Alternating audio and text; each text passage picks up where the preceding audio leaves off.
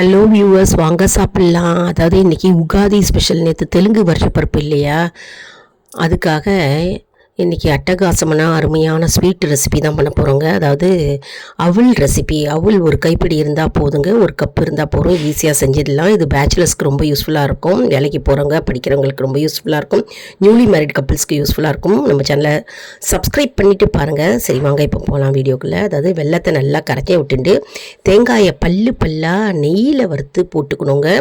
அப்போ தான் கம்மன்னு வாசனையாக இருக்கும். துருவியும் போட்டுக்கலாம். நெய்யில் வறுத்து பொடிப்பொடியாக நறுக்கி போட்டுன்றது தேங்காய் துருவல். அதுக்கப்புறம் ஏலக்காய் பொடி பண்ணி அதில் போட்டுக்கணும். வெல்லத்தில் கட்டி இந்த மண் அதெல்லாம் இல்லாமல் நல்லா வடிகட்டி எடுத்துக்கணும். வெல்லத்தை லேசாக நல்லா கொதிக்க விடணும்.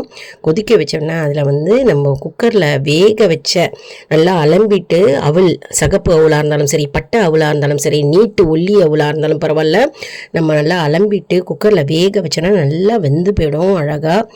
அந்த வெந்து போன அவலை நம்ம இந்த அப்படியே இந்த வெள்ளை கரைச்சலில் கொட்ட போகிறோம். இதில் வெள்ளை கரைச்சலில் நம்ம அவலை போட்டு கொட்டிட்டு நல்லா கிளறி கொடுத்துக்க போகிறோம். பால் ஏற்கனவே போட்டு நான் அவல் வேக வச்சுட்டுருக்கேன். பால் வேணும்னாலும் இதுக்கு மேலே கூட சேர்த்துக்கலாம். பால் கம்மன் வாசனையாக இருக்கும். பச்சை கற்பூரம் பொடி பண்ணி அப்படியே ஒரு பிஞ்சு போட்டுக்கலாம். முந்திரி திராட்சை வறுத்து போட்டுக்கலாம் நெய் போட்டு கடைசியில்.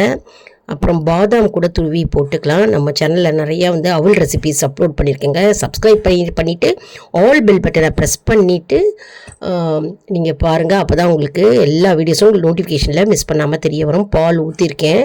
கம்மன்னு வாசனையாக சூப்பராக இருக்குங்க. இந்த அவல் கீர்னு சொல்லலாம், அவல் பாயசம்னு சொல்லலாம், எப்படி வேணாலும் சொல்லலாம். டக்குன்னு ஈஸியாக செஞ்சிடலாம். திராட்சை முந்திரி பருப்பு நெய்யில் வறுத்து போட்டுருக்கோம்.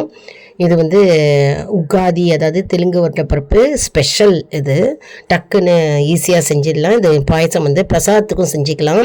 செவ்வாய்க்கிழமை வெள்ளிக்கிழமை அம்பாளுக்கு நைவேத்தியமுக்காக நம்ம இது படைக்கலாம். செஞ்சு பாருங்கள். நம்ம சேனலை லைக் பண்ணுங்கள், ஷேர் பண்ணுங்கள், சப்ஸ்கிரைப் பண்ணுங்கள். நன்றி, வணக்கம்.